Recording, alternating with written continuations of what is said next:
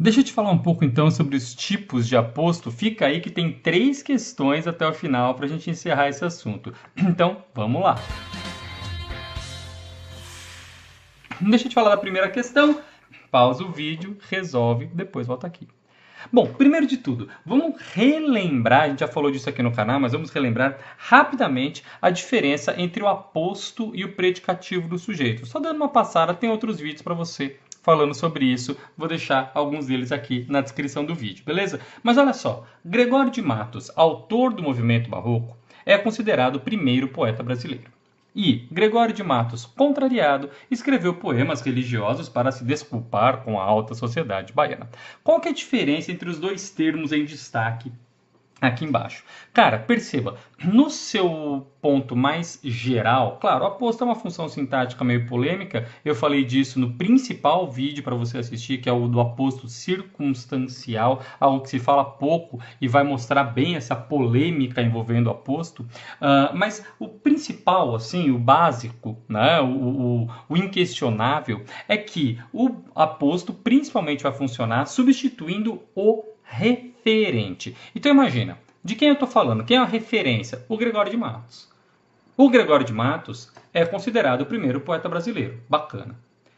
Quem é o Gregório de Matos? Ah, esse cara é o autor do movimento barroco. Então perceba que o Gregório de Matos e a expressão autor do movimento barroco têm o mesmo referente. Quem é esse cara? Gregório de Matos. Quem é esse cara? O autor do movimento barroco. O Gregório de Matos, o autor. Se eu não tivesse o Gregório de Matos, eu poderia muito bem dizer o autor do movimento barroco é considerado o primeiro poeta brasileiro, já que as duas expressões têm o mesmo referente. Então, tenho no aposto um conceito aí substantival, né, com núcleo substantivo, mas principalmente ele dá o mesmo referente. Esse seria o princípio básico do aposto. O que difere do de baixo? Gregório de Matos, contrariado, escreveu poemas religiosos para se desculpar com a alta sociedade baiana. Ok, então Gregório de Matos, contrariado, perceba que esse contrariado não está substituindo o referente Gregório de Matos. Eu não tenho o Gregório de Matos escreveu poemas, o contrariado escreveu poemas. Não, esse contrariado está dando uma informação a respeito do referente. No caso do sujeito, no caso do Gregório de Matos. Então, o Gregório de Matos escreveu poemas religiosos e ele estava contrariado. Então, esse contrariado não é, mais uma vez, o substituto do referente. Esse contrariado é uma informação atribuída ao referente naquele momento. Ele estava daquele jeito. No caso de cima, não é que o Gregório de Matos é considerado isso e ele estava autor do movimento. Não. Substitui o referente mais uma vez e o de baixo, sim, é uma informação atribuída. Eu preciso do substantivo lá para receber essa informação. Fechou? No primeiro caso, é o aposto mais conhecido que a gente tem, tá? O aposto explicativo, este que vem entre vírgulas, o que, aliás, primeiro, já vamos acabar com essa história, se é que você tem, de que tudo que está entre vírgulas é aposto. Não, só aqui eu já te dei um predicativo do sujeito, aliás, entre vírgulas também. Adjuntos adverbiais podem vir entre vírgulas, objetos diretos podem vir entre vírgulas, desde que sejam invertidos na sentença. Enfim, cara, eu tenho vários elementos que podem aparecer entre vírgulas, beleza? Então não vamos identificar aposto pela vírgula, vamos identificar pela análise dele, pela função dele na sentença, por favor. Beleza? Bom, voltando aqui. Mas esse, de fato, é o aposto mais conhecido. Quando a gente vai falar de aposto de um tipo só, é desse que se fala normalmente, o chamado aposto explicativo, né? Esse aposto que explica melhor quem é o referente. O Gregório, o autor. Beleza? Você já vê que difere, por exemplo, da alternativa B. Na B, a gente não tem um aposto aí. Caco, mas esse situado no estado de Minas Gerais é uma informação para Mariana? Sim, é uma informação, mas não é um substituto do referente. É uma informação atribuída a ele. Aí, cara, trabalhando com uma oração reduzida e tal, mas nem vem ao caso entrar no que é. Basta para eu te explicar o aposto, dizer o que não é. Se você entender o que não é o substituto do referente, para o objetivo deste vídeo já está legal, beleza? É isso que eu preciso. Simplesmente perceber quem não tem aposto. Na C, o aluno deve ir à escola munido de todo o material escolar. É deve, aí tá dever, deve ir à escola munido do material escolar. Borracha, lápis, caderno, cola, tesoura, apontador e régua. Cara, o que a gente vai ter aí?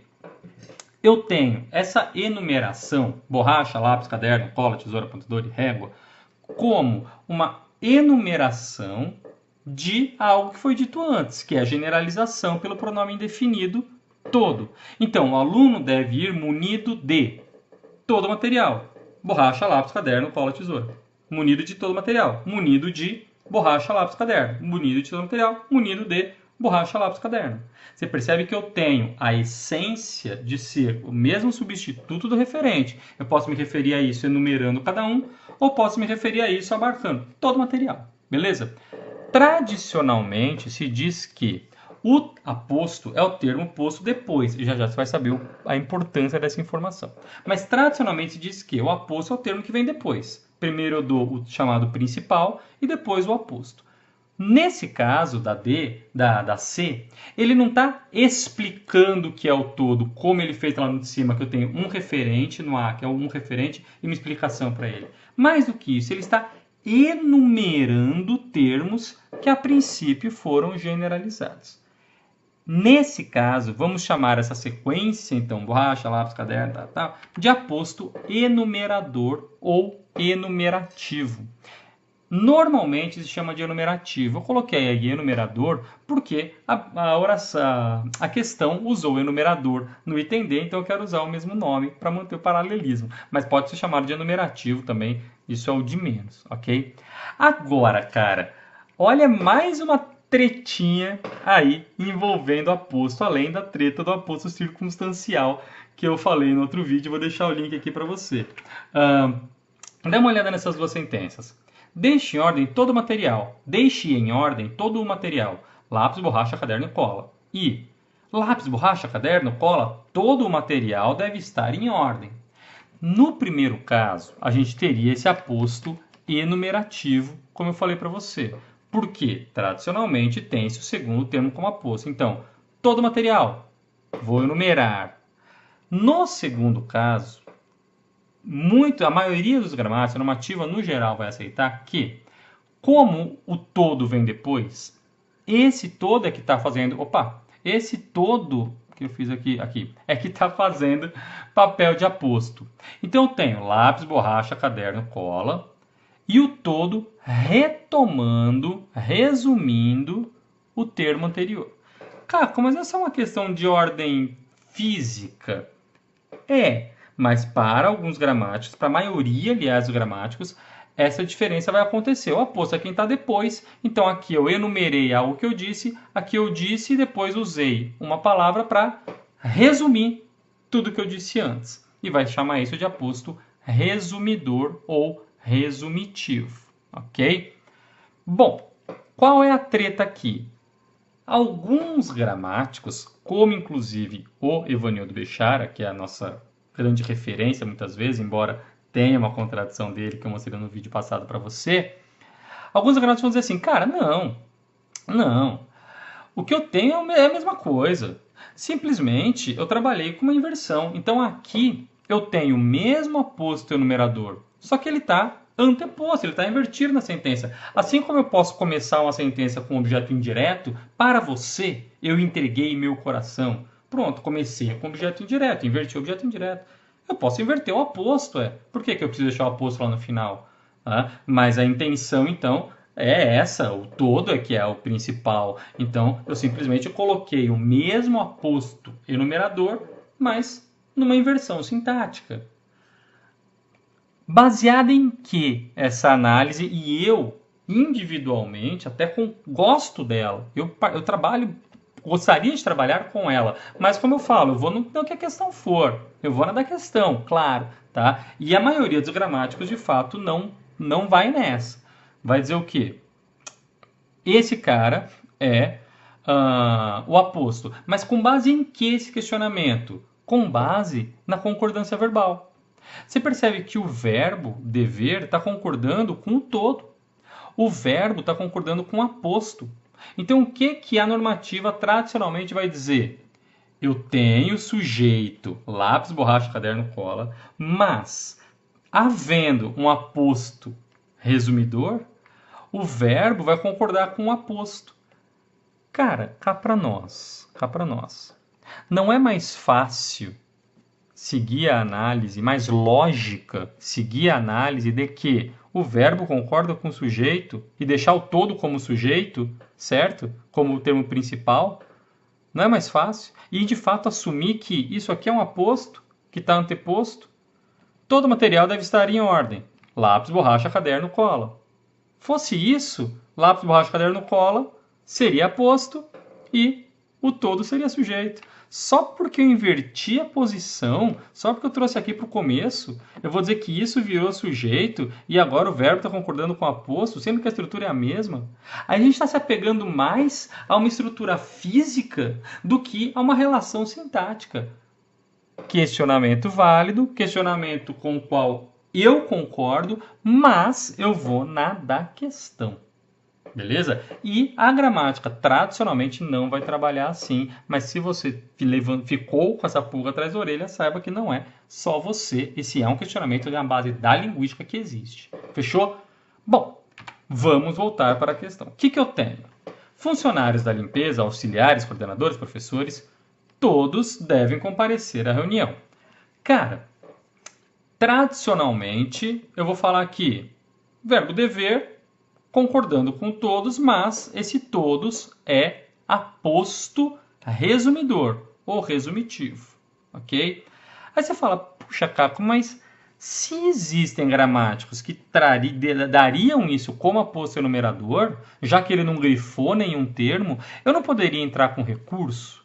Aquilo que eu falo daí, cara, vai na da questão, tá? A gramática, tradicionalmente, vai dar esse cara aqui como o aposto. O básico é esse. E o que me prova ainda mais que ele foi no tradicionalzão, no básico? O que foi mais é o ter a A. Essa A é inquestionavelmente aposto explicativo.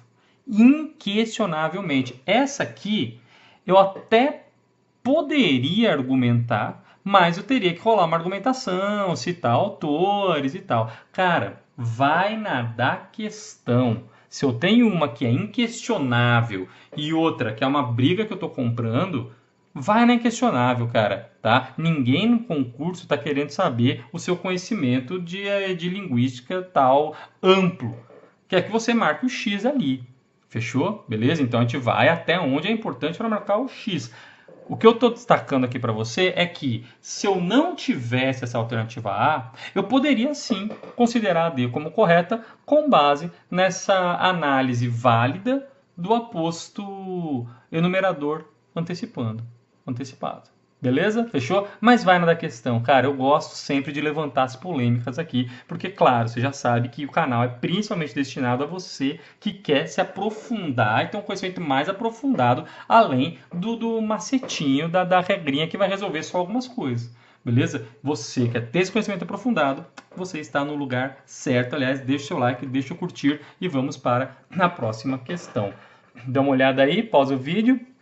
Fez, beleza? Então vamos lá. A frase que não ocorre aposto.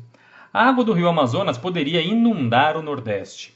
Caco, aí não tem aposto, né? Tem, mas não tem ninguém entre vírgulas. Quem foi que disse que aposto está sempre entre vírgulas? Eu falei? Não, volta o vídeo aí que eu não falei, pelo contrário. Né? Eu já falei, nem tudo que está entre vírgulas é aposto. E agora reforço o inverso até. Nem sempre o aposto está entre vírgulas. Cara, a gente tem esse tipo de aposto que é o chamado aposto especificativo. Ele vai acontecer como? Perceba, o rio, o Amazonas. Isso aqui não é um adjunto adnominal. O sujeito é a água do rio Amazonas. Mas eu tenho a água do rio, poderia inundar. A água do Amazonas, o rio, o Amazonas, eu tenho um mesmo referente. Esse aposto especificativo sempre vai funcionar assim. Eu vou ter um substantivo próprio especificando um substantivo comum generalizado, certo? Então eu falo para você, o aluno chegou atrasado. O Bernardo chegou atrasado. O aluno chegou atrasado, sujeito aluno. O Bernardo chegou atrasado, sujeito Bernardo.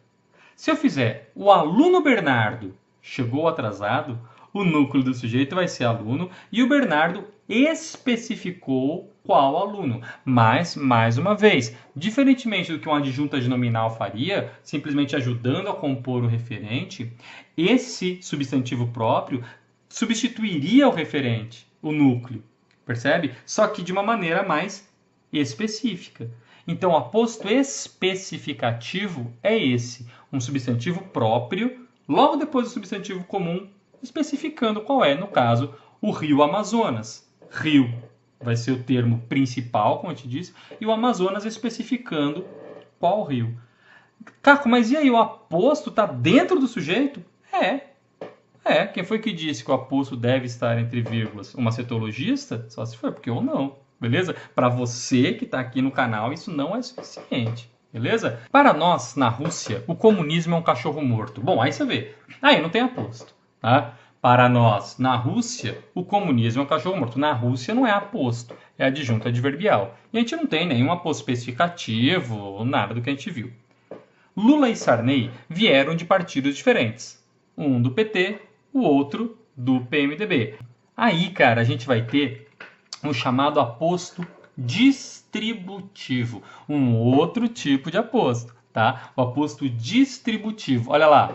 Dois partidos diferentes, perceba. Eu não fiz uma generalização, todos, e enumerei. São dois. Um ali, outro aqui.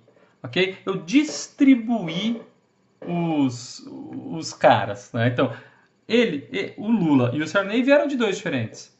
Um do PT, o outro do PMDB. Eu coloquei cada um no seu lugar, cada um no seu canto, vamos dizer assim, certo? Mas retoma e tem o referente dos dois partidos diferentes, beleza? Então, se eu ponho cada macaco no seu galho, né? Cada um no seu canto, um daqui, outro dali. Estamos no aposto distributivo.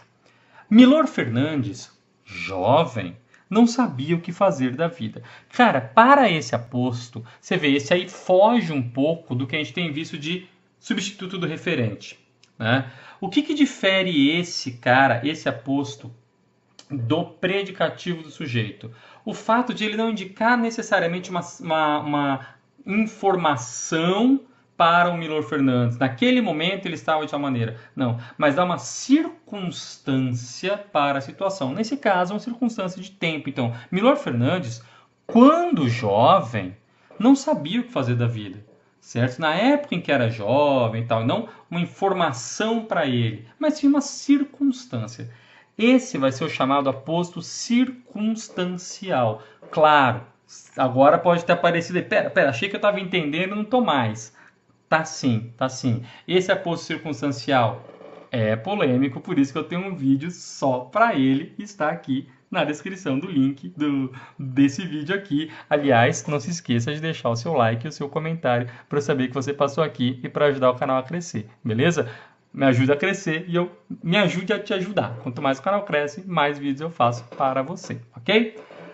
Na E, o novo Papa Francisco parece bem simpático. Esse aí, cara, não está como aposto especificativo, está como aposto explicativo.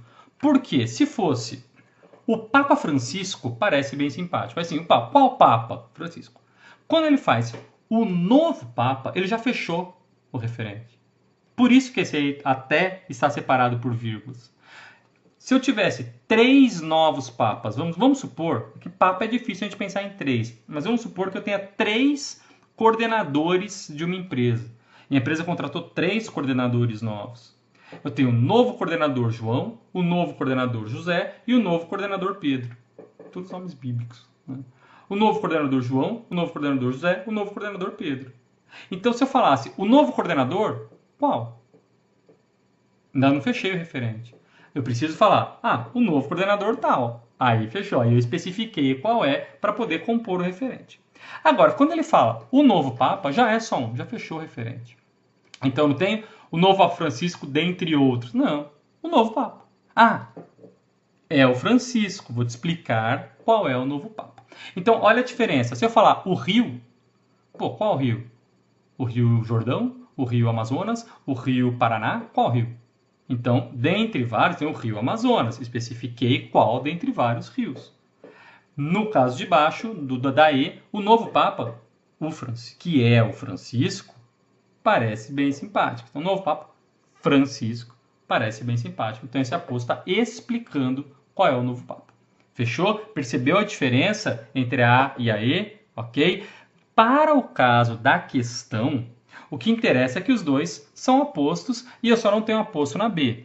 Mas, para o caso aqui do nosso vídeo, que o foco é explicar os tipos de aposto, então vale te mostrar bem que não é que sempre que tiver um nome próprio é especificativo. Não, eu posso ter um nome próprio como explicativo também. Beleza? Fechou? Bom, para terminar, dá uma olhada nessa questão do CESP 2004. Pausa o vídeo, certo ou errado?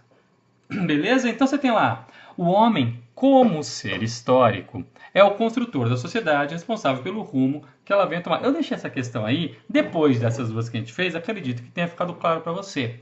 Mas eu deixei porque esse como ser histórico foge um pouco daquele modelo tradicional que a gente tem de aposto explicativo, mesmo porque esse aí também é um caso de aposto circunstancial. Né? O homem, na qualidade de ser histórico, no contexto de ser histórico, é o construtor da sociedade, não é exatamente um substituto de referente.